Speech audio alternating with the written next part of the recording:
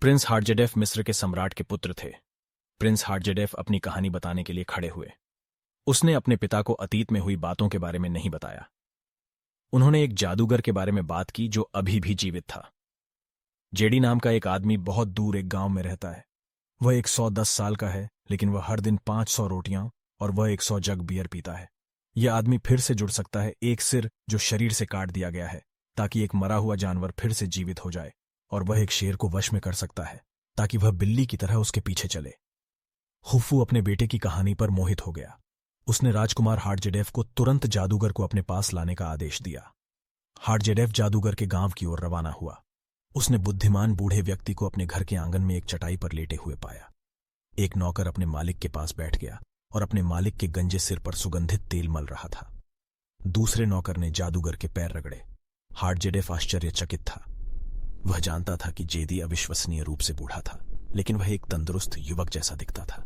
राजकुमार ने बूढ़े व्यक्ति विनम्र की सराहना की। नमस्कार, हे महान जादूगर, मैं अपने पिता राजा खुफू के महल में आपका स्वागत करने आया हूं। वहां तुम उत्तम से उत्तम भोजन खा सकते हो और उत्तम से उत्तम मदिरा पी सकते हो।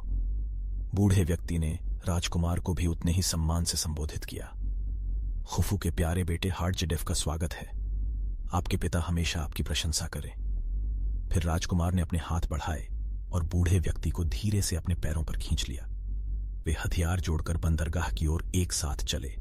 जेडी शाही नाव पर सवार हुए और शानदार अंदाज में महल की ओर रवाना हुए। राजा खुफू जादूगर को देखने के लिए बड़ी मुश्किल से इंतजार कर सकते थे। बड़े खंभों वाले हॉल की ओर भागते हुए, उत्सुकता में अपने शिष्टाचार को भूलते हुए, उसने बूढ़े व्यक्ति पर एक सवाल दागा। क्या यह सच है जो वे कहते हैं कि आप कटे हुए सिर को फिर से जोड़ सकते हैं? हाँ मेरे राजा, मैं कर सकती हूं।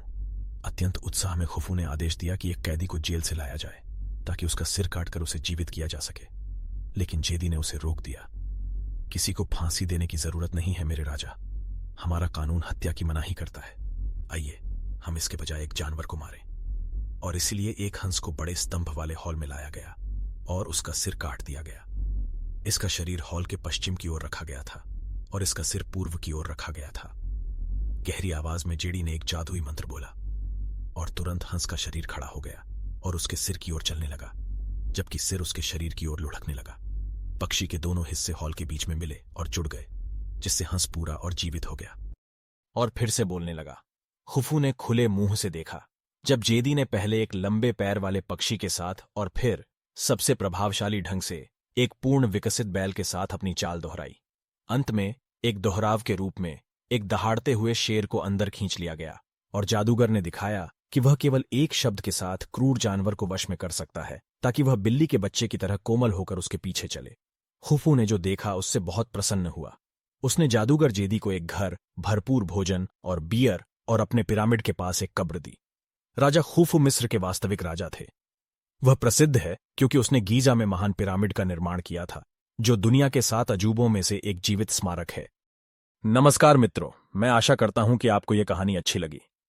कृपया shop of ancient tales channel को सब्सक्राइब करें और हर रोज एक नई कहानी सुनें। धन्यवाद।